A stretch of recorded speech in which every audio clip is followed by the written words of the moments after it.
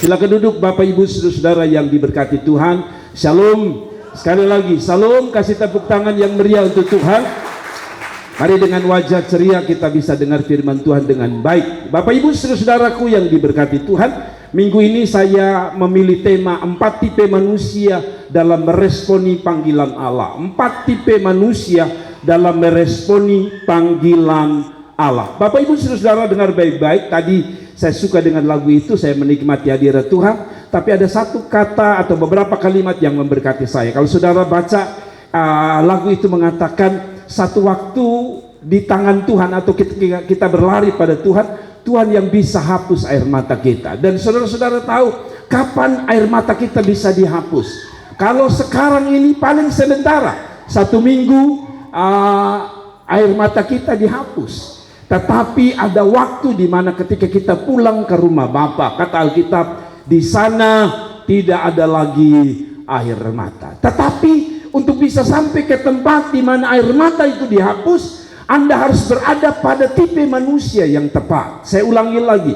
Saudara-saudara, ada waktu di mana Alkitab berkata di sorga tidak ada lagi air mata. Artinya tidak ada duka, tidak ada lagi persoalan, tidak ada lagi pergumulan. Tapi di sana kita bebas dari air mata. Nah, tetapi saya mau kasih tahu saudara, ada 4 tipe manusia, dan saya berharap Anda adalah satu tipe dari 4 manusia ini. Kalau saudara berada pada tipe manusia satu saja, tipe manusia ini, maka saudara pantas untuk ada di sorga, dan air matamu akan terhapus selama-lamanya. Amin. Mari kita buka cerita mengenai atau perumpamaan mengenai perkawinan atau perjamuan kawin untuk anaknya. Kalau saudara baca di dalam Matius pasal 22 ayat 1 sampai 14, saya bicara tentang 4 tipe manusia yang meresponi panggilan Allah atau undangan Allah. Matius 22, saya baca ya Bapak Ibu Saudara, ayat 1 sampai 14. Dan setiap kita pernah diundang ya. Kita pernah diundang ke pesta ulang tahun, ke pesta pernikahan, ke syukuran, dan biasanya kalau kita diundang, biasanya kita akan hadir, dan orang yang paling senang untuk kita hadir adalah tuan rumah yang mengundangnya. Demikian saudara-saudara, undangan Tuhan ini sedang datang dalam kehidupan kita. Nanti kita baca. Tapi mari Matius 22, saya singkat saja, saya tidak mau baca semua karena tidak punya banyak waktu, 1 sampai 14, tapi saya cuplik beberapa ayat saja. Matius 22. Lalu Yesus berbicara pula dalam perumpamaan kepada mereka. Hal kerajaan surga seumpama apa? Seorang raja yang mengadakan perjamuan kawin untuk anaknya. Jadi dia undang, raja ini undang karena anaknya mau kawin gitu. Lalu saudara-saudara, yang undang ini adalah raja. Bayangkan kalau gubernur punya anak nikah lalu kita diundang. Nah, dia katakan ayat 4, saya lompat saja pada ayat 4. Ia menyuruh pula hamba-hamba lain, pesannya, katakanlah kepada orang-orang yang diundang, sesungguhnya hidangan telah kusediakan, lembu-lembu jantan, ternak piaraanku telah disembelih, semuanya telah tersedia, datanglah ke perjamuan kawin. Saudara, kita semua diundang. Saudara lihat ini, ternyata Tuhan itu rupanya dalam perumpamaan ini dia masih menyebutkan menu-menu makanan, dan dia kasih tahu saudara-saudara, ada lembu yang dia sediakan, lembu-lembu jantan. Kalau sekarang orang bilang, datang ya, kebetulan ketong ada guling babi 4 ekor. Maka kita datang pertama memang untuk orang nikah, tapi yang kedua rata-rata banyak kali kita datang juga bukan hanya untuk orang yang nikah. Kita datang karena ada menu-menunya. Apalagi kalau pas kita duduk begini, kita lihat sebelah, babi sebelah kanan. Kan biasa orang bilang begini, saudara-saudara, yang Yerusalem ada di sebelah kanan, itu artinya babi panggang dan babi kecap, babi guling, semua babi-babi ada di situ. Lalu dia bilang di sebelah ada apa? Ada Palestina. Palestina itu artinya yang tidak ada babi-babinya. Jadi saudara mulai duduk. Oh, mana? Oh, sebelah itu yang Israel. Lalu saudara duduk. Saudara, biasanya kita memilih duduk dekat mana? Bukan pengantin, saudara. Tapi kita duduk dekat tempat ada makanan. Lalu kita bisik istri, duduk di sini sejam di mana, supaya kalau dong persilakan makan kotong pertama. Nah, tapi dalam perjamuan ini Tuhan undang semua orang. Ada menu yang enak sekali. Nah, Saudara-saudaraku yang diberkati Tuhan, sebab itu pergilah ke persimpangan-persimpangan jalan, undang, perhatian kata ini, setiap orang. Kalau biasanya kita pun keluarga tuh biasanya ada bagi dua, maaf, ini kenyataan. Kalau keluarga susah kadang-kadang kita hanya bilang gini, papa, mama minta maaf, kita ada dua pesta, satu di restoran, satu di hotel. Bapak dong datang di rumah sah, karena kami tahu bapak dong keluarga. Sebenarnya bukan. Kadang-kadang itu orang susah. Lalu saudara pergi yang kaya-kaya bilang, bapak, kami mau anak nikah, nanti di hotel ya, mana? Astaga. Lalu kita pergi. Tapi Alkitab bilang gini, dia tidak bedakan. Mau miskin, mau kaya, dia bilang, dia undang setiap orang yang kamu jumpai di sana ke perjamuan kawin. Wow. Dia undang semua. Dan hari ini saya kasih tahu saudara, kita semua diundang. Anda mau pakai baju batik kah, celana jeans kah, kaya, miskin, punya mobil, tidak punya mobil, semua diundang datang dalam perkawinan itu. Itu pesta anak domba Allah. Tetapi mari kita baca ayat 10. Maka pergilah hamba-hamba itu dan mereka mengumpulkan semua orang yang dijumpai di mana? Di jalan. Nah, perhatikan, orang jahat dan orang baik, sehingga penuh ruangan perjamuan kawin itu dengan tamu. Saudara, jangan pernah marah satu waktu ketika kita berdiri di hadapan Tuhan, lalu saudara bilang, saya tidak pernah diundang. Saya kasih tahu saudara, ayat ini telah memberi satu referensi, kita semua diundang.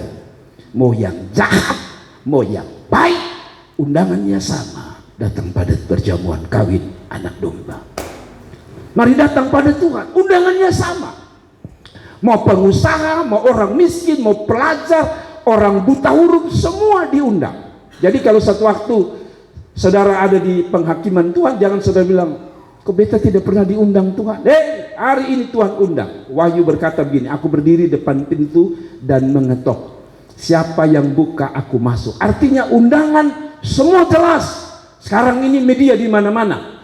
Saudara, saya pakai hari-hari ini untuk pakai TikTok, YouTube, apa lagi, Facebook. Untuk apa? Saya mau kasih tahu saudara. Saya mau kabarkan siapapun yang ikut live saya, siapapun yang ikut YouTube saya, dengar baik-baik. Undangan itu juga untuk Anda. Dan tanggapan ini menentukan apakah air matamu nanti dihapus selamanya, atau justru air mata itu akan terus ada dalam kekekalan. Dimulai dari atau ditentukan dari mana Anda punya air mata hapus selamanya atau tidak, itu ditentukan dari 4 tipe manusia ini. Dan saya berharap setelah saya menyampaikan firman Tuhan selesai, Anda memilih untuk berada pada tipe manusia yang tepat. Mari kita lihat, saudara-saudara, lihat ayat 13, 14 sampai ayat terakhir. Lalu kata raja itu kepada hamba-hambanya, ikatlah kaki dan tangannya, campakkanlah orang itu ke dalam apa? Kegelapan yang paling gelap, di sanalah akan terdapat ratap. Berarti ada tangisan dan kerta gigi. Tadi kita bilang berlari pada Yesus ada 2. Satu berlari untuk dihapus air mata, satu berlari pada Tuhan dihakimi. Tapi dikatakan Alkitab meratap. Berarti ada tangisan yang kekal, tapi ada bahagia yang kekal. Tapi sekali lagi itu ditentukan dari waktu dia undang. Engkau berada pada tipe manusia mana? Kalau Anda mau menangis selamanya, Anda harus memilih tipe manusia yang salah. Dan menurut catatan ini kita diberi kesempatan berada pada tipe-tipe manusia ini. Dan akhir zaman ternyata 3 tipe manusia ini ada. Dan Tuhan sedang cari satu tipe manusia yang jelas. Apa itu? Mari kita mulai membahas apa yang saya maksudkan. Saudara, saya terjemahkan dulu. Dalam perumpamaan ini raja disebut atau melambangkan Allah, Tuhan yang mengundang kita. Lalu perjamuan kawin itu melambangkan surga. Beberapa teolog mengatakan itu lambang sorga. Jadi Raja Allah itu mengundang kita datang pada kerajaan sorga melalui perjalanan hidup kita di dunia ini. Lalu para undangan itu melambangkan umat pilihan Allah, yakni bangsa Israel. Dalam konteks ini memang Tuhan sedang singgung orang Israel yang undang mereka, tapi mereka tidak bisa terima Yesus sampai hari ini sebagai Mesias, Juru Selamat. Mereka masih menanti Mesias sampai hari ini. Mereka menolak sampai menyalibkan Yesus. Akhirnya Tuhan seizin Tuhan menyelamatkan kita orang kafir ini yang tadi digambarkan sebagai orang jahat. Tapi karena memilih menjadi tipe manusia yang memilih tepat Tuhan, akhirnya kita jadi umat kepunyaan Tuhan. Nah, saudara-saudaraku, kalau saudara baca akhirnya, ini juga menyinggung tentang hukuman. Bagi mereka yang tidak menerima Tuhan, ada hukuman. Dan beberapa tahun berikutnya, puluhan tahun berikutnya, saudara tahu, Yerusalem hancur gara-gara mereka tidak bisa menerima Mesias. Akhir zaman, orang yang tidak menanggapi panggilan Tuhan, undangan Tuhan, saudara pasti akan berhadapan dengan yang disebut hukuman.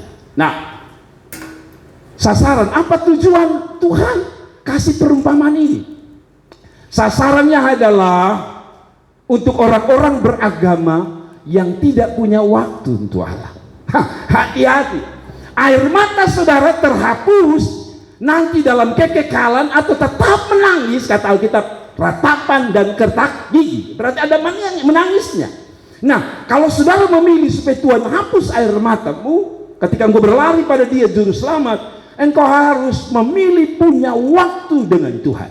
Jadi perumpamaan ini sedang sindir mereka yang tidak punya waktu dengan Bapa di sorga, sampai-sampai bikin banyak alasan untuk sebuah undangan, bahkan undangan terhormat dari seorang raja, yaitu Tuhan Allah. Tadi saya bahas, saudara. Nah, kalau saudara ikut khotbah saya, hanya ada 4, bahwa ada tipe manusia, ada 4 tipe manusia. Saya bikin singkatnya dulu, lalu saya akan jabarkan satu persatu. Pertama, undangan untuk mereka yang menolak dan berdalih. Yang kedua, tipe manusia kedua adalah undangan yang sibuk hidup dalam kejahatan atau sibuk buat jahat. Kalau tadi sibuk kerja, sibuk lakukan banyak hal dalam hidupnya, yang kedua itu sibuk bikin jahat. Dan yang ketiga, ada undangan yang memakai pakaian tidak memakai pakaian pesta. Dan yang terakhir, tipe manusia terakhir adalah tipe manusia yang menggunakan pakaian pesta. Saya tanya saudara, kalau saudara diundang, pernah saudara datang pakai pakaian olahraga dalam pesta? Saya belum pernah lihat orang datang ke pesta pakai pakaian olahraga. Apalagi kalau saudara pakai pakaian yang masak di dapur. Sudah bilang, beta ini hari gubernur undang. Lalu beta pakaian kebetulan pakai memasak itu masih ada, jadi beta pakai. Tidak, biasanya kita pakai pakaian pesta. Nah, 4 tipe manusia ini dengar baik-baik. Saya berharap saudara datang ke kebaktian ini, pertama saudara beribadah, tapi kedua saudara mau dengar firman Tuhan dengan baik. Kalau saudara mau dengar, taruh telinga baik-baik. Ada 4 tipe manusia. Saya bilang 3, bahkan 4 tipe manusia dalam perumpamaan perjamuan kawin ini. Dalam meresponi panggilan Allah, sekali lagi kita semua dipanggil. Bilang, saya dipanggil. Kuat, saya dipanggil. Yang kedua, bilang, saya diundang. Saya diundang. Keluarga saya diundang. Anak-anak saya diundang. Semua diundang. Saudara, kalau kita baca ayat ini, ada tipe manusia atau 4 tipe manusia di dalam undangan Tuhan. Yang satu, perhatikan, ini tipe manusia pertama. Manusia atau mereka yang suka berdalih, menolak undangan raja, undangan Tuhan dengan alasan yang kelihatannya masuk akal. Saya beri tema pertama, manusia tipe pertama adalah manusia yang suka berdalih, bikin banyak alasan, menolak undangan Tuhan atau undangan raja dengan alasan-alasan yang apa? Masuk akal.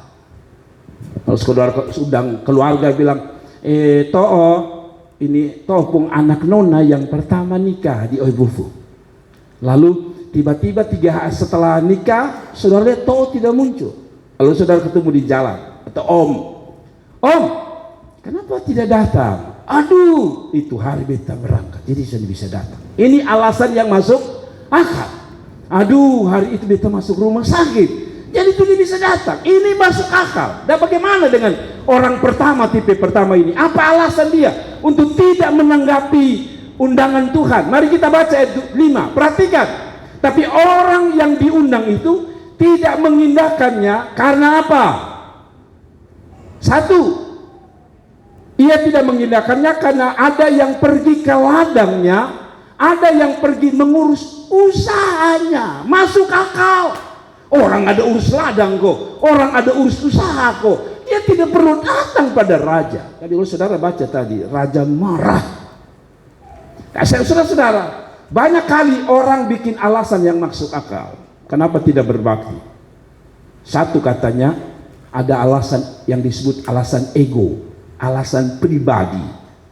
Misalnya, saya terlalu kecil ya, tapi misalnya alasan ego, beta mau pergi gereja, beta kalau lihat Bapak tua sudah damai sejahtera.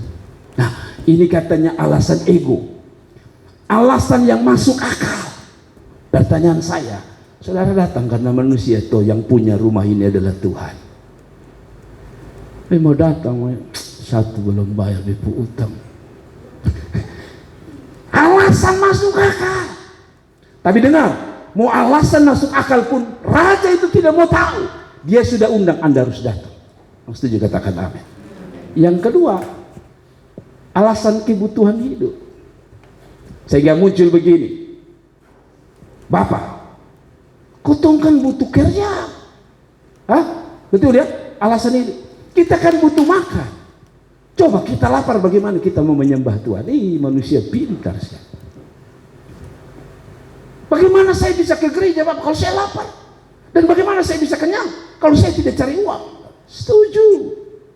Ini akal, masuk akal. Alasan ini masuk akal. Nah, orang dah bilang, buat apa sembahyang? Kalau sembahyang justru ada kerja, mau bikin apa? Masuk akal. Tapi sekali lagi, bukan itu tujuan Tuhan. Tujuan Tuhan adalah boleh kerja ladangmu, tapi kalau undangan itu datang, langsung kau datang pada Tuhan. Dia pembahasan sederhana begini, yang biasa saya ulang-ulang setiap minggu, saya bilang, kerja boleh, kuliah boleh, belajar boleh, tapi kalau sudah waktunya Tuhan untuk beribadah, kasih untuk Tuhan. Itu maksudnya. Ada amin. Kasih tepuk tangan untuk Tuhan Yesus. Yang kedua, ketiga, alasan yang disebut sebagai alasan kesibukan. Ada orang sampai bilang, Bapak betul ada waktu. Saya hari ini waktu bangun pagi, setelah saya siapkan firman Tuhan 7.30, saya keluar, saya berjumpa dengan Bapak Ebi sebagai seorang driver.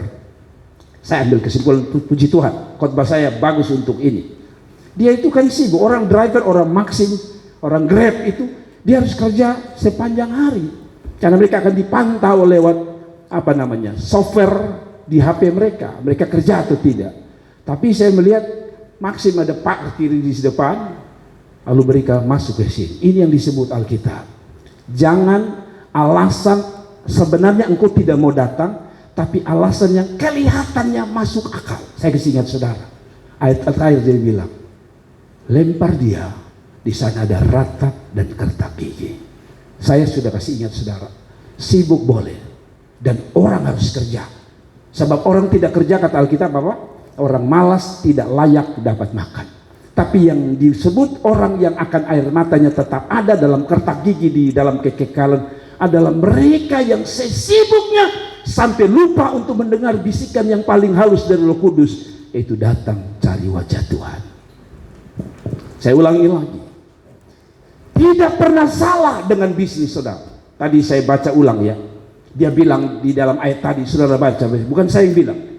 Satu tolak, tipe manusia pertama bilang, saya ke ladang, kalau bahasa sekarang, saya punya bisnis, saya pi jaga toko, saya pi bawa oto untuk cari uang, saya pi pasar cari makan. Tapi dia bilang, yang lain pergi ke ladang, yang lain pergi mengurus usahanya. Ini bicara aktivitas, tidak salah. Tapi kalau waktu Tuhan undang, saya tanya saudara, pesta itu tiap hari orang pesta kawin kan? Misalnya saya punya anak nikah, misalnya kalau Jordan menikah misalnya, lalu besok saya undang lagi, besok Jordan nikah lagi, lusa saya bilang datang ya Jordan nikah lagi. Tidak, undangan itu sekali. Artinya begini saudara, bukankah dalam satu minggu juga Tuhan undang kita dalam kebaktian hanya sekali? Kenapa kita tidak punya waktu?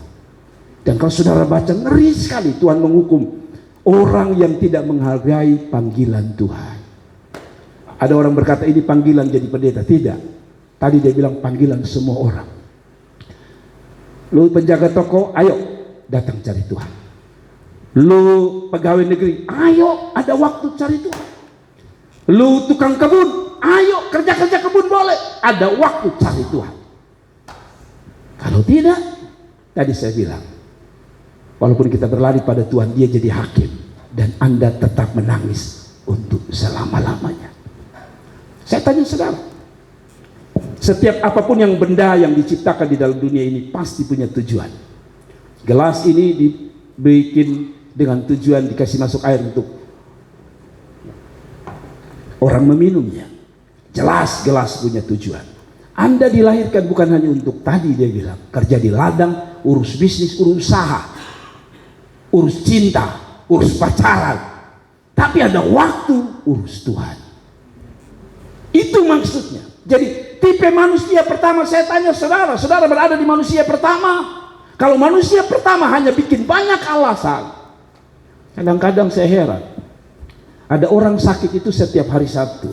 Bapak mungkin beta tidak datang. Kenapa? Sakit. Rasanya dia pun jadwal sakit itu Sabtu dan Minggu. Ya ini Alkitab bilang bikin alasan yang masuk akal. Kenapa tidak datang? Kepala sakit. Yang herannya, kalau bendahara kantor bilang, Bapak di mana? Di rumah. Ada bikin apa? Kepala sakit. Oh, padahal betul mau panggil kok tanda tangan tiada uang keluar 35 juta. Oh, saya mungkin siang sudah sembuh. Kalau panggilan uang, kita jagonya minta ampun. Sayang, panggilan surgawi kita abaikan. Serius, ini bukan saya yang bilang. Saya heran kenapa Tuhan ambil ini. Rupanya memang akhir zaman ini orang cinta uang sampai lupa cinta Tuhan.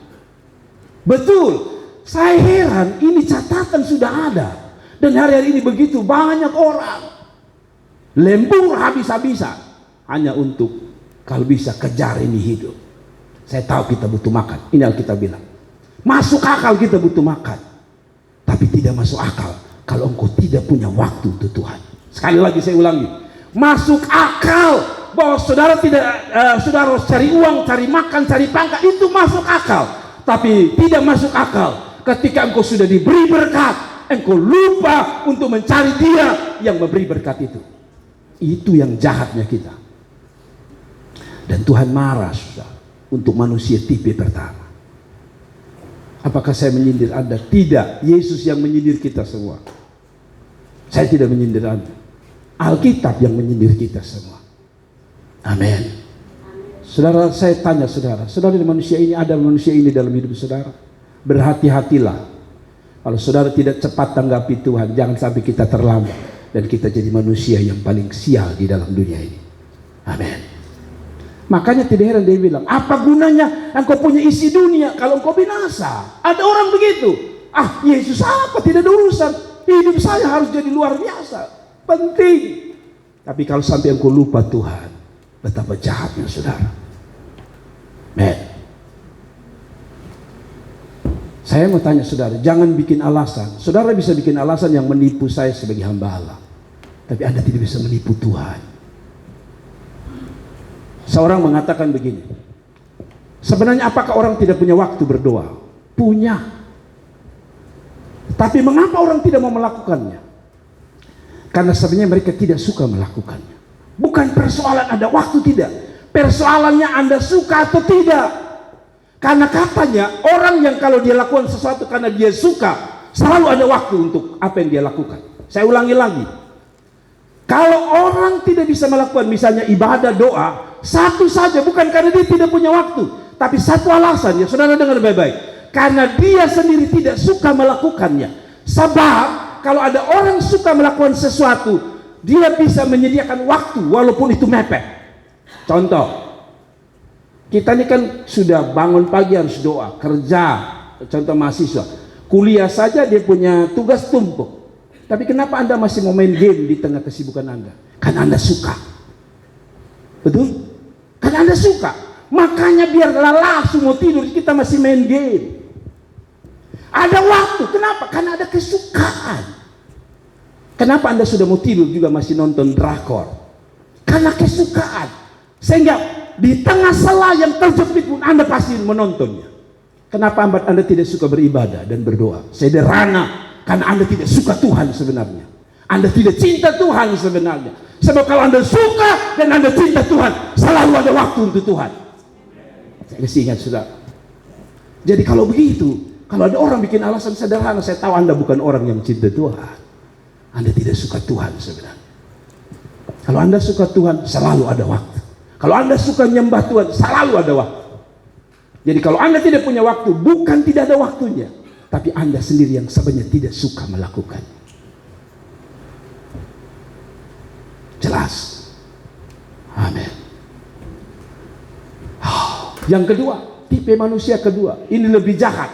Kalau tadi masih masuk akal, kelihatannya manusiawi sekali, karena dia mau cari makan, cari minum, cari pangkat, cari kedudukan, masih masuk akal. Kan Bapak beta juga melayani, nanti kan beta bawa perpuluhan, kan nanti beta bawa persembahan, masuk akal. Walaupun dia lupa untuk cari Tuhan sungguh-sungguh. Tapi yang kedua lebih jahat. Sudah tidak datang dalam undangan lagi, buat jahat. Ada orang kan begitu kan, sudah tidak beribadah lagi, pancuri, korupsi, apalagi main-main dengan dosa, dia lakukan tanpa peduli dengan Tuhan. Ini manusia tipe yang lebih jahat lagi. Mari kita lihat ayat selanjutnya, ayat 6. Dan yang lain menangkap hamba-hambanya itu, menyiksanya, membunuhnya. Sudah lihat ini hari-hari ini, ada orang model begini. Sudah tidak cinta Tuhan, sudah tidak cari Tuhan, sudah tidak beribadah, sudah tidak doa. Hidupnya hanya kacau, hidup hanya buat jahat, pancuri, maki, kerjanya dia ini. Ini tipe manusia kedua. Dan jangan berharap air matamu akan terhapus selama-lamanya. Saya bersyukur ada jemaat di tempat ini yang bilang, Bapak, saya bersyukur Tuhan ubah saya. Karena memang hidup kita tidak ada yang sempurna, tapi dengar baik-baik. Tuhan tidak mau saudara buat jahat. Amin. Hari-hari ini saudara lihat orang buat jahat luar biasa, kejahatan luar biasa. Berita-berita yang kita dengar jahat saja. Dan tadi saya bilang ini tipe manusia kedua yang lebih jahat. Sudah tidak tahu tentang Tuhan, tidak mau tahu tentang Tuhan. Mabok ya terus, pancuri ya terus, judi ya terus. Memang tidak akan pernah mau datang karena tadi kesukaannya bertentangan dengan kesukaan raja. Amin. Ini lebih jahat. Jarang-jarang cari Tuhan, banyak buat jahat. Alkitab yang bilang. Apa kata Alkitab mengenai orang-orang jahat ini di akhir zaman nanti? Ternyata saudara bilang, kan itu hanya perumpamaan, itu 2000 tahun yang lalu. Tuhan kasih tahu nanti di tahun akhir zaman ini, menjelang aku datang, menjelang sang raja mengundang kita datang ke surga, itu ada di tipe persis yang tadi. 2 Timotius 3 ayat 1-4 bilang begini, saudara. Ketahuilah pada hari-hari terakhir akan datang manusia masa yang sukar. Saudara tahu, katanya ini proses yang paling mengerikan seluruh dunia. Eropa lagi bangkrut. Dan kalau Eropa bangkrut, Indonesia tidak bisa jual dia barang. Kalau Indonesia tidak bisa jual dia barang-barang, produk-produk, maka kita berdampak pada krisis ekonomi dunia. Makanya Jokowi lagi berdoa, minta supaya kalau bisa pilih presiden yang bisa melanjutkan visi dan misinya sehingga Indonesia tidak bangkrut dan kita menjadi krisis. Tapi lihat dia bilang akan ada masa suka, dan sudah masa suka. Kemarin saya pun kakak Maida bilang, Bapak, kemungkinan September adalah mulai sebuah krisis. Kalau memang September ini dimulai, Alkitab bilang sudah ada masa suka. Tapi walaupun sukar, dengar, undangan datang pada Tuhan harus terus terjadi. Dan Anda harus terus datang pada Tuhan. Tidak ada alasan bilang, Bapak beta doi bemo senada. Cari Tuhan di masa sukar itu. Kenapa? Karena ini manusia kedua. Dia katakan gini, manusia akan mencintai apa? Dirinya sendiri menjadi hamba uang. Saudara, uang itu tidak salah. Cari uang itu tidak salah. Yang salah ketika engkau jadi hamba uang. Kalau hamba itu artinya dia diatur oleh tuannya. Betul ya? Jadi kalau disebut hamba uang artinya uang atur lupung hidup. Sampai-sampai Tuhan tidak bisa atur lagi lupung hidup. Sampai-sampai Tuhan tidak bisa atur lagi kita punya waktu. Uang sudah atur kita punya waktu. Ini yang disebut hamba uang. Mengerti ya? Jadi kejahatan itu tidak selalu membunuh. Waktu saudara menjadikan diri Anda hamba uang sampai lupa Tuhan, itu jahat. Dan ini tipe manusia jahat pertama. Lalu dia mikir, mereka akan membual, menyombongkan diri. Kadang-kadang menganggap remeh orang-orang yang di dalam Tuhan. Kalau sembahyang siang malam hidup menderita, beta. Saya tahu ibadah, lu lihat foto berapa. Saudara, Alkitab bilang tipe jahat yang kedua, menyombongkan diri. Mereka menjadi pemfitnah. Mereka akan berontak terhadap apa? Orang tua. Jahat. Kita tidak berzina, tapi kita berontak dengan orang tua, jahat. Kemarin saya panggil anak-anak kami bicara dari hati ke hati. Saya bilang jangan main-main di orang tua. Saya salah apapun orang tua, hormati kata Alkitab. Kenapa? Karena orang tua, tidak ada orang tua yang jahat lalu menghancurkan anak-anaknya. Kalau dia ada kesalahan, jangan engkau anggap itu sebagai alasan untuk engkau berbuat sesuatu yang menyakiti hatinya. Lalu dia bilang apa? Dan tidak tahu berterima kasih. Banyak kan sekarang ini. Sembuh, pergi. Belum dapat kerja sampai dapat kerja, tidak pernah datang cari Tuhan. Ini disebut apa? Manusia jahat. Manusia tidak tahu berterima kasih. Saya kasih tahu saudara, makin diberkati harusnya engkau makin giat dengan Tuhan. Makin engkau diberkati, tambah kasih bisnis diberkati, uang tambah banyak, pangkat tambah naik. Alkitab bilang tahu berterima kasih. Dan cara kita berterima kasih, satu, beribadah kepada Tuhan. Amin. Bayangkan kita dapat anak, orang lain bergumul sampai hari ini tidak ada anak. Anda bukan orang yang tidak tahu diri, Anda tidak tahu berterima kasih. Jahat, saudara. Kita saja kalau orang kita kasih sesuatu, orang lupa berterima kasih, bukan tidak berterima, lupa. Kita jalan kita begini, manusia kurang ngajar, soalnya tahu berterima kasih. Tapi kita dengan Bapa di surga berulang-ulang tidak pernah berterima kasih. Sekali lagi, saya kasih ingat jemaat, saya mengasihi saudara. Saya dan Ibu Gembala mengasihi Anda. Cari duit boleh, tapi atur waktu untuk datang bersyukur dan berterima kasih kepada Tuhan. Waktu saudara nyembah tadi sama Tuhan, Anda sedang bilang sama Tuhan, Tuhan terima kasih ya, Senin sampai Sabtu beta sudah diberkati. Hari Minggu beta taruh kakiku, lututku, hatiku di dalam hadirat Tuhan. Rasanya saudara pandang saya dan marah sekali. Tapi ini kenyataan. Lalu dia bilang apa lagi? Orang yang jahat itu, saudara-saudara, dan tidak tahu berterima kasih, tidak mempedulikan agama. Sekarang orang tidak mau tahu, orang tidak peduli agama. Lalu apa lagi? Tidak tahu mengasihi, tidak mau berdamai, suka menjelekan. Sudah, saya tidak bahas lagi gitu dan itu orang jahat semua kita. Tidak dapat mengekang diri, garang, tidak suka yang baik, suka yang jahat saja. Lalu apa lagi? Suka mengkhianat, tidak berpikir panjang, berlagak tahu. Orang baru ngomong satu dia tahu. Oh, itu tahu. Padahal tidak tahu. Nah, ini dimasuk dalam golongan jahat. Saudara ada orang begitu. Saya beberapa hari yang lalu cerita mengenai pelayanan media.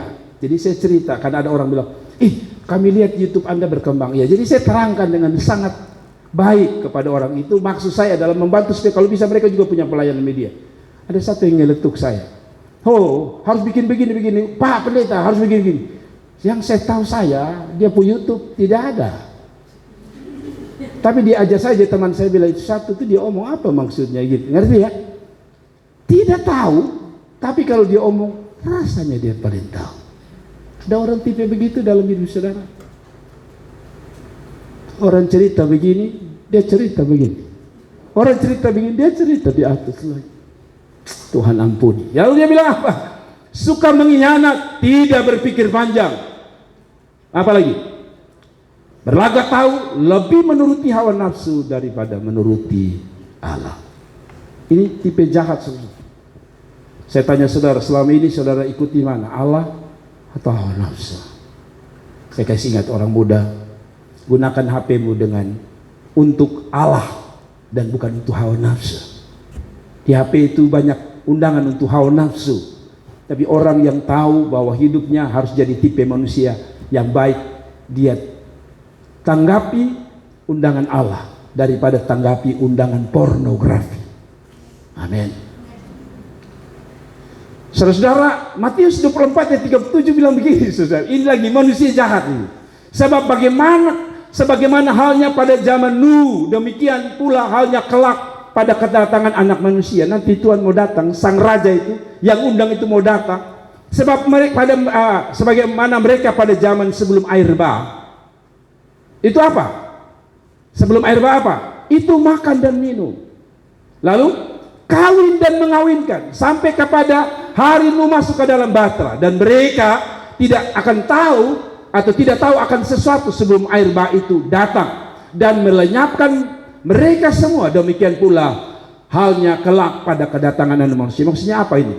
Apa makan salah? Apa minum salah? Apa kawin salah? Apa tidak kawin salah? Bukan. Maksudnya ini adalah sibuk sampai lupa pada panggilan Tuhan. Dan akhirnya ketika air bah sebagai hukuman itu datang, terlambat sadarnya. Itu maksudnya.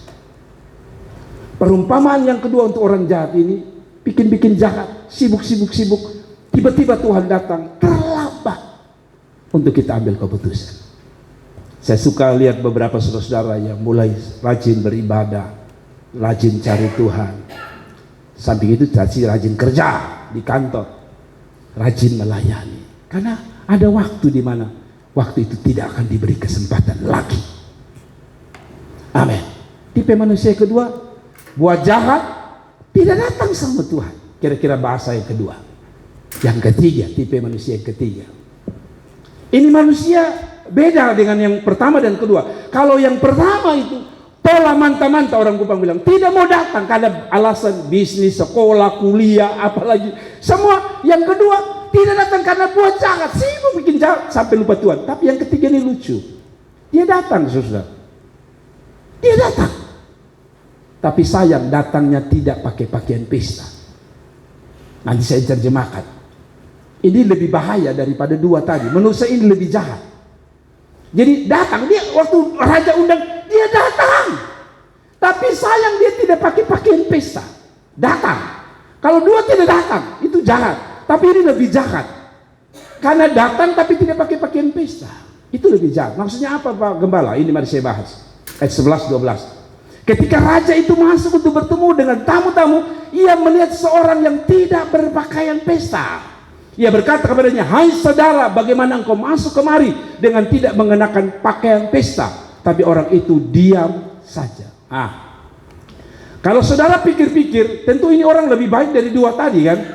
Kalau tadi tangganya itu begini, tangga itu begini. Yang pertama agak lebih baik karena walaupun dia tidak buat jahat, hanya bikin sibuk saja sampai lupa Tuhan. Kelihatan agak lebih baik. Satu jelas Alkitab bilang buat jahat. Lalu yang ketiga dia datang. Rasanya kalau kita bikin penilaian, ini orang baik, lebih baik dari dua itu. Padahal menurut saya justru dia lebih jahat. Kenapa? Karena walaupun datang diundang, hadir, tapi tidak pakai pakaian pesta.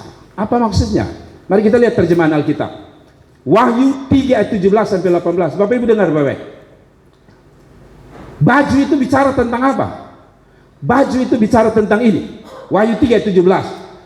Karena engkau berkata, aku kaya, dan aku telah memperkayakan diriku, dan aku tidak kekurangan apa-apa.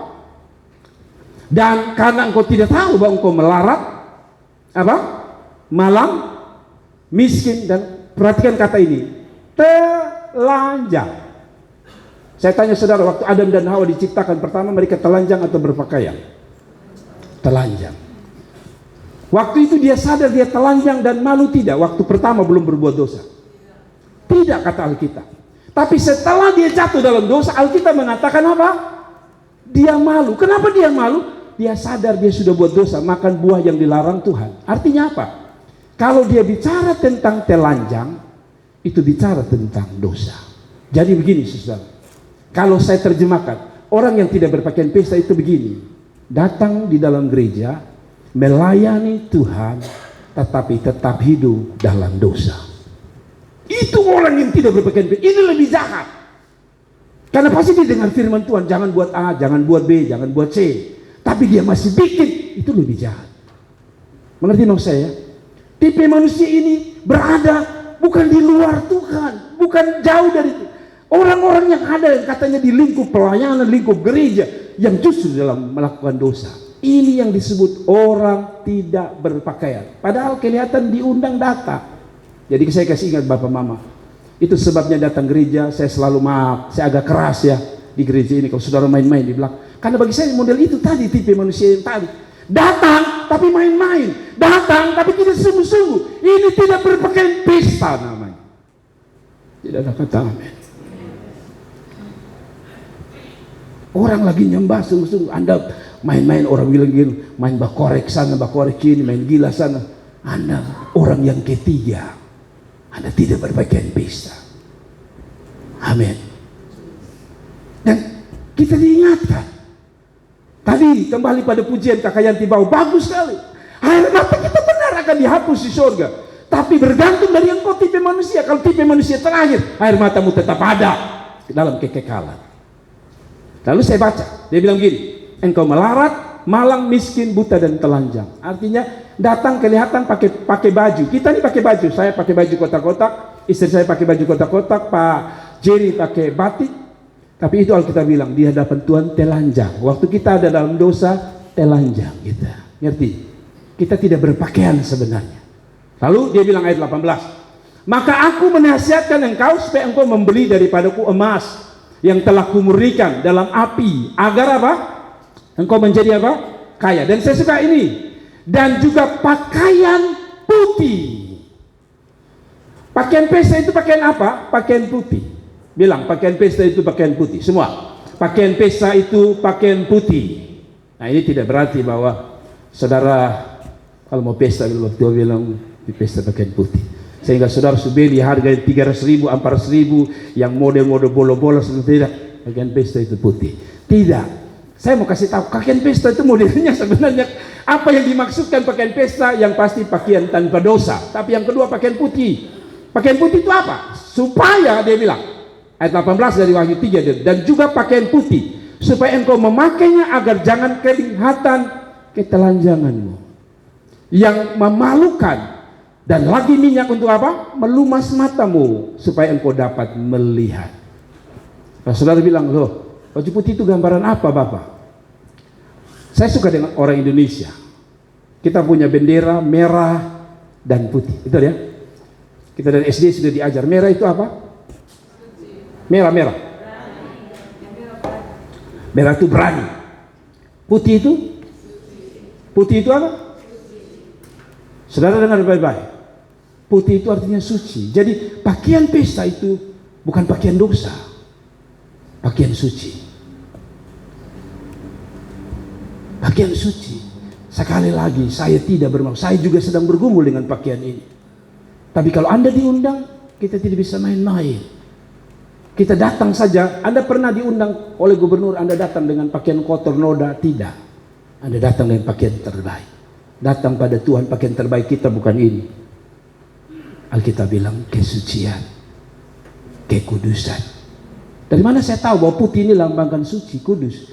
Ini firman Tuhan bilang dalam 1 Petrus 5, 1 Petrus 1 ayat 15-16. Hiduplah sebagai anak-anak yang taat, dan jangan turuti hawa nafsu yang menguasai kamu pada waktu kebodohanmu, tetapi hendaklah kamu menjadi kudus di dalam seluruh hidupmu, sama seperti dia apa? Kudus. Berarti pakaian pesta itu putih, itu gambaran apa? Kudus, suci. Lalu yang telah memanggil kamu, sebab ada tertulis, kuduslah kamu sebab aku kudus.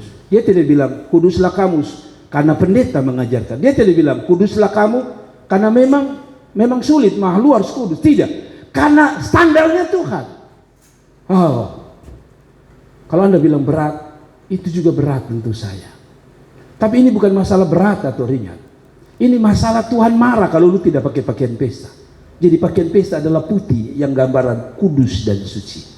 Sebab ada tertulis kuduslah kamu sebab. Saya tanya saudara, di surga kudus atau tidak? Lalu kita pergi dengan kudus. kira-kira kita di mana kita tentang penduduk? Mengerti ya? Saya tahu ini berat. Saudara jangan pikir saudara gampang ini kudus. Saya jadi pendeta juga tidak gampang.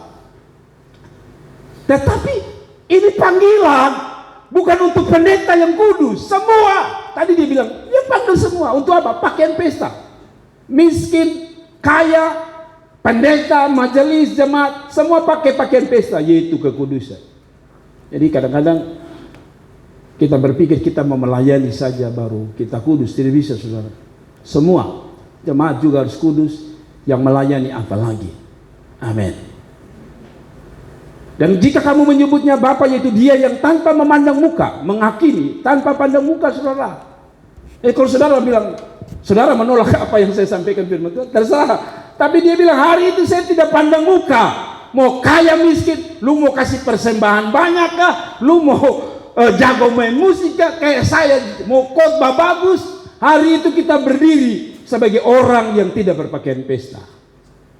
Dan dia tidak mau tahu, dia bilang, dan ya, jika kamu menyebut Bapa, itu Dia yang tidak memandang muka, menghakimi semua orang menurut perbuatannya, maka hendaklah kamu hidup dalam ketakutan selama kamu menumpang di dunia ini. Berarti kudus itu di sini. Ada amin. Biasanya kalau kami kena tilang, apalagi kami pendeta, kami punya kartu sakti yang disebut SIM khusus.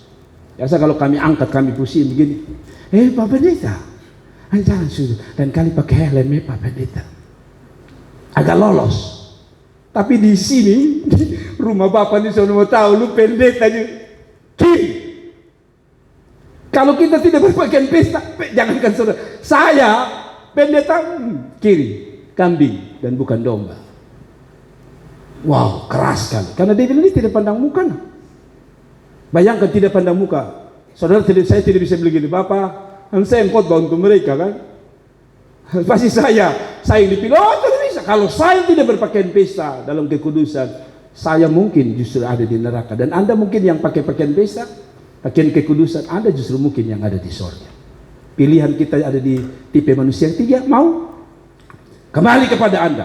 Satu lagi, saudara-saudara. Dia bilang begini, sebenarnya ada satu ya, yang Alkitab bilang begini, walaupun marilah kita berperkara, walaupun dosamu merah seperti kirmisi, putih seperti, saya ulangi, satu ayat berkatakan, mari kita berperkara, walaupun dosamu merah seperti kirmisi, putih seperti, berarti kalau merah atau hitam itu gambaran dosa, maka putih itu gambaran suci, pengampunan dosa.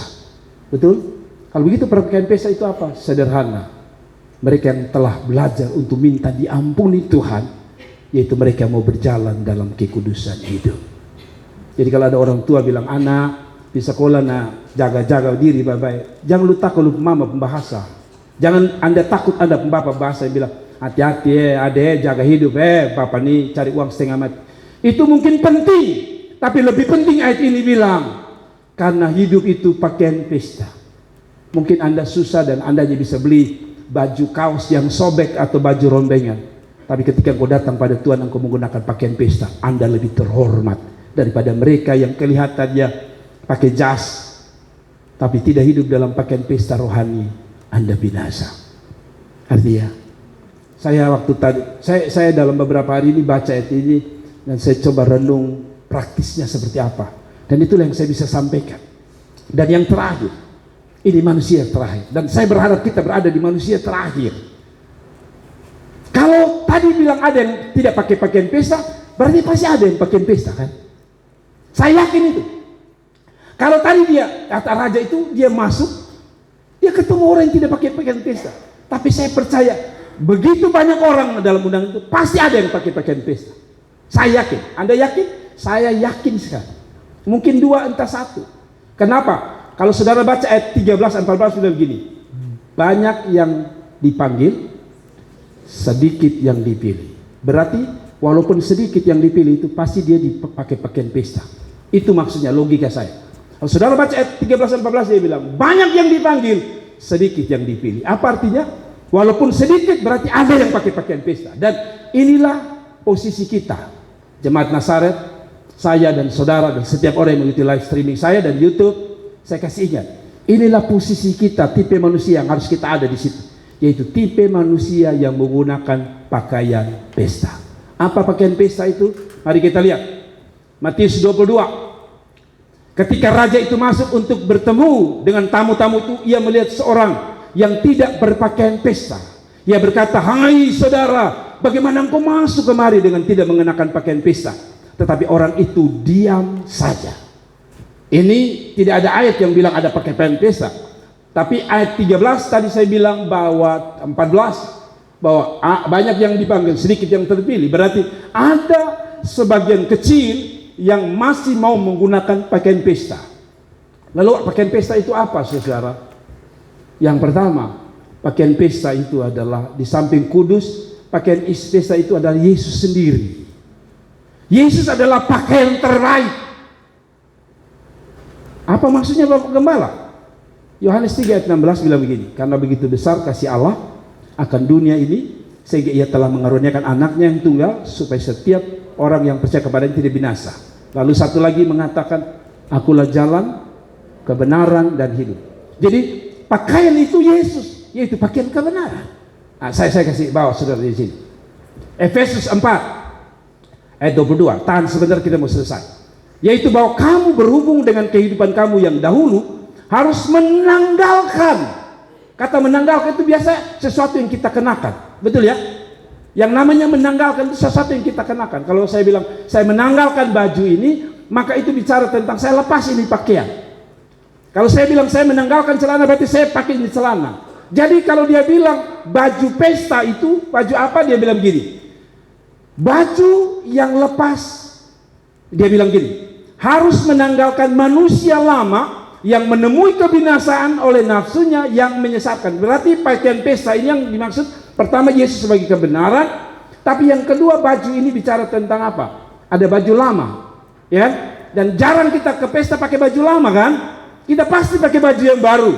Alkitab bilang bahwa kalau engkau datang pakai baju pesta, berarti lepas yang lama, pakai yang baru. Amin. Yang lama itu bagaimana? Ya itu tadi. Betul masih suka bamaki, masih suka bikin kacau, betul masih bisa bikin apa lagi? Bikin hal-hal yang menyakiti hati itu namanya baju lama. Baju pesta itu baju baru. Apa itu baju baru? Saya baca lagi. Yang menemui kebinasaan yang nafsunya menyesatkan. 23. Sebab kamu dibaharui dalam roh dan pikiranmu. Dan apa?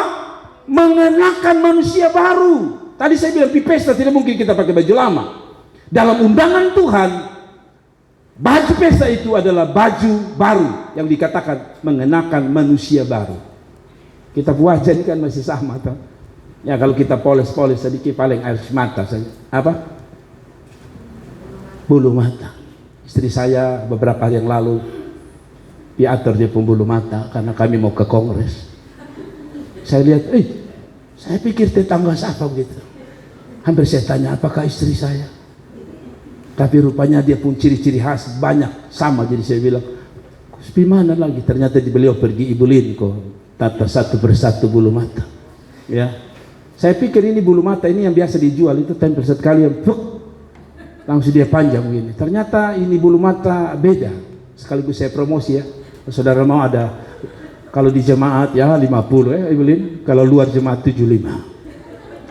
Karena susah katanya harus taruh satu persatu satu. Menurut istri saya, kalau yang pakai yang ini, saya sedikit promosi. Kalau saudara pakai yang biasa, yang panjang satu kali, itu katanya mata berat. Makanya biar ada daging saudara begini. Itu karena dia pun kualitas jelek. Tapi menurut istri saya ini pakai ringan. Kayak bulu mata asli. Jadi kalau taruh itu ringan. Saudara mau angkat mata, bilang, kalau pendeta bilang, saudara, mari kita buka mata sebentar. Saudara akan gini, langsung gitu. Tapi kalau pakai yang produk lain itu, saudara, mari kita buka mata. Bapak susah sekali, Bapak susah sekali. Sudahlah, kita tidak promosi di sini. Tapi mau saya kembali pada firman Allah. Kita kembali ke pakaian pesta dulu. Nanti bulu mata kita urusan di belakang ya. Tapi maksud saya begini, supaya kamu dibarui dalam roh dan pikiran dan mengenakan manusia baru yang telah diciptakan menurut kehendak Allah di dalam kebenaran, kekudusan yang sungguh-sungguh. Artinya Berarti pakaian pesta itu pakaian kebenaran, pakaian kekudusan. Ada amin. Ada amin. Itu baru pakaian pesta. Jadi pakaian pesta ini bukan pakaian yang kita punya yang ada di lemari. Yang saya selalu bilang, hanger su menyerah, bilang bapak. Kasih ibu teh su kayak Yesus disalib ini. Bukan itu, tapi pakaian yang disebut Alkitab pakaian kebenaran. Amin. Kolose 3, saya mau tutup ini saudara. Karena itu matikanlah dalam dirimu segala sesuatu yang duniawi.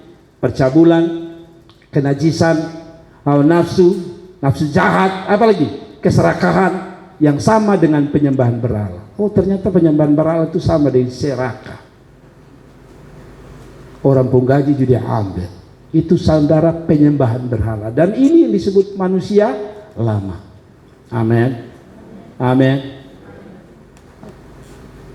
Saya pun teman pendeta, menurut istri saya cerita, dong pelayanan di Sumba.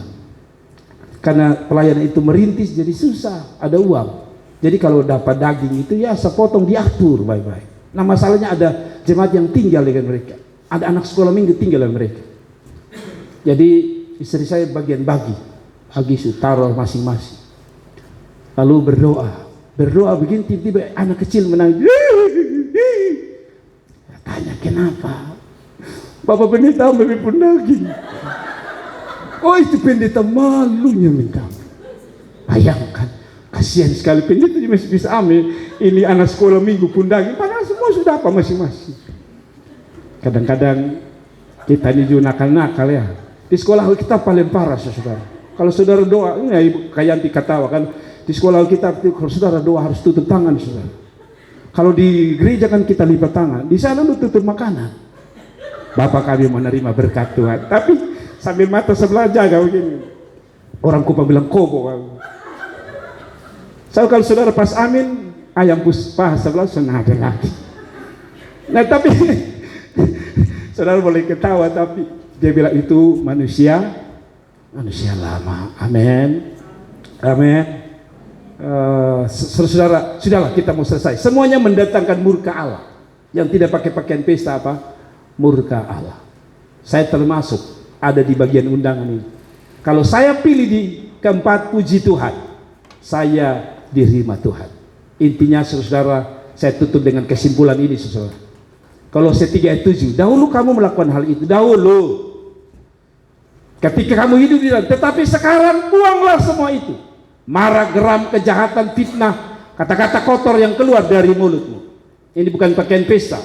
Jangan kamu saling mendustai, karena kamu telah meninggalkan manusia lama serta kelakuannya dan telah mengenakan manusia baru yang terus-menerus diperbarui untuk memperoleh pengetahuan yang benar menurut gambar Allah. Ya saudara, pakaian pesta itu bukan sesuatu yang langsung jadi. Dia bilang apa? Terus diperbarui. Jadi kalau ada orang yang bilang, Bapak, kadang-kadang kita kepingin jadi benar tapi jatuh lagi. Oh, tidak masalah. Yang penting ada kerinduan. Karena dia bilang terus menerus diperbaharui. Ada orang sebeli pakaian dari toko, bagus. Sampai rumah dia rombak lagi. Dicari penjahit, dia bilang, tuh rombak dia saku dulu. Tambah, kalau saku 2 kasih tambah 3 juga. Dalam hidup kita juga berproses. Amin. Setiap kita ini berproses. Tidak ada yang sempurna, betul ya? Dan kalau kita mau gunakan pakaian pesta, teruslah berproses, terus. Nah, pertanyaan saya terakhir, kesimpulan. Kan ada 4 tipe manusia ini. Saya tanya kita semua. Saya, istri, dan kita semua. Kira-kira kita ada di mana setelah kita ada di sini? Masihkah kita ada pertama, sibuk sampai lupa Tuhan. Sedih Tuhan. Kedua, yang tadi saya bilang, tidak datang lagi dengan Tuhan, buat jahat. Ketiga, supaya datang, tapi tidak pakai pakaian pesta. Hidup jauh dari Tuhan, hidup menyakiti hati Tuhan. Dan yang terakhir, tipe yang pakai baju pesta, yaitu tipe yang terus berusaha minta pertolongan Roh Kudus untuk Tuhan baharui saya dan saudara. Kiranya Tuhan memberkati. Kalau saudara diberkati, sungguh kasih tepuk tangan untuk Tuhan Yesus. Mari kita bantu berdiri Bapak Mama.